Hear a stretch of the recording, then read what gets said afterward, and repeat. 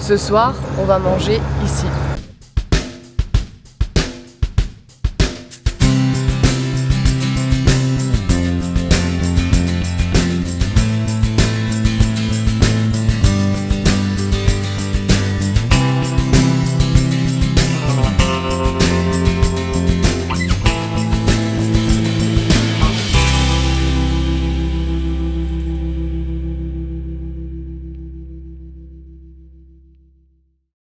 Salut tout le monde, bienvenue pour une nouvelle vidéo en Ardennes transfrontalière. On se retrouve pour un nouveau circuit en Roquetas.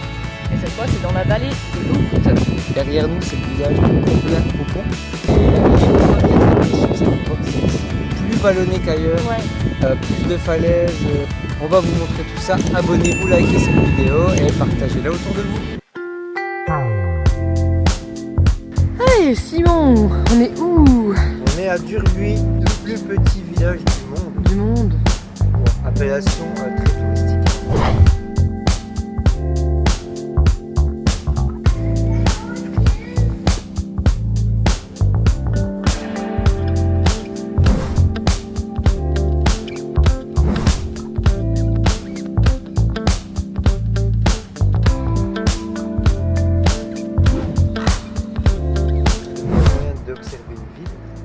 De la hauteur.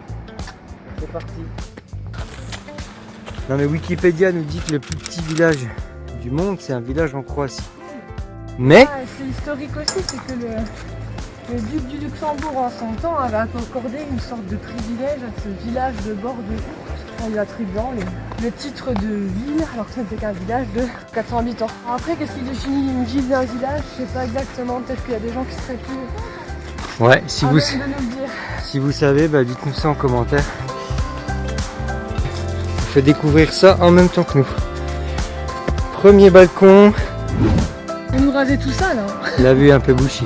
On va continuer un peu plus haut. Je profite de cette petite montée pour faire un petit point météo.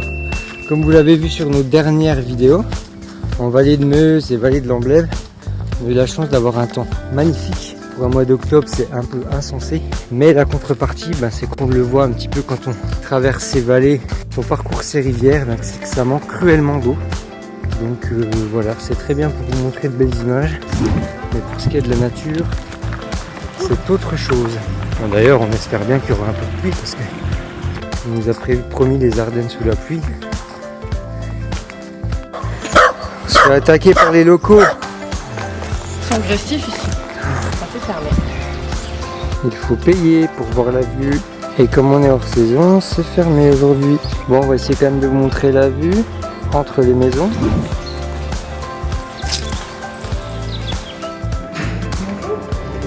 Bonjour.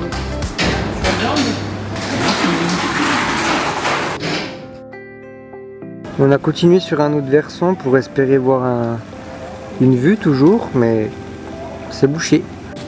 Donc du coup on redescend, ce qui s'appelle revenir bredouille.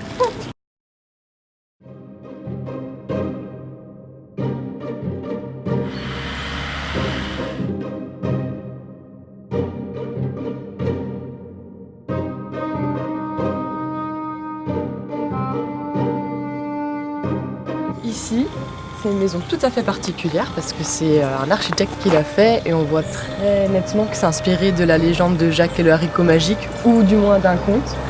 Et ce soir, on va manger ici.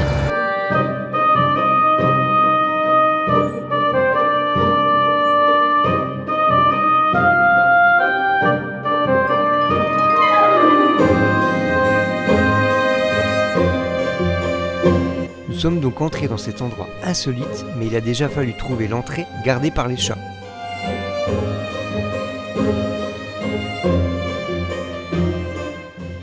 Dans le haricot en fait là. Ouais, dans le haricot. Pour ne pas être repérés par les gnomes, nous filmons avec une caméra cachée. Et nous ne sommes pas au bout de nos surprises. Fanny, la propriétaire des lieux, nous a guidés dans le couloir étrange et fascinant jusque dans une première pièce qui a tout l'air d'une taverne de hobbits.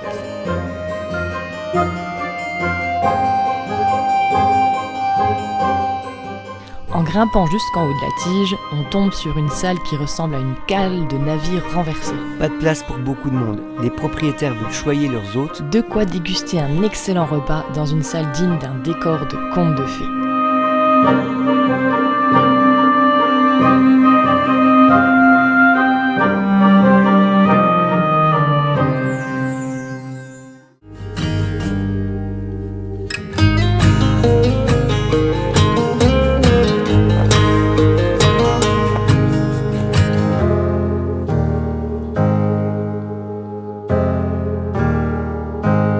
Se lever, regardez.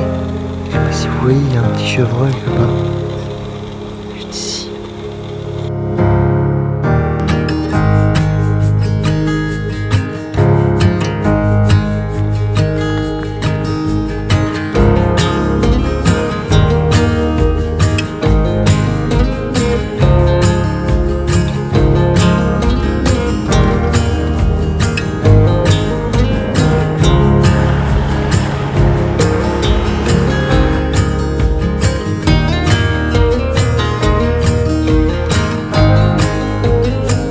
On espère que ces découvertes dans la vallée de l'Ourthe vous plaisent. Et si vous regardez cette vidéo et que vous n'êtes pas encore abonné, n'oubliez pas de cliquer juste en dessous et d'activer la petite cloche pour découvrir notre prochaine vidéo. Vous verrez qu'il nous est arrivé encore de sacrées péripéties.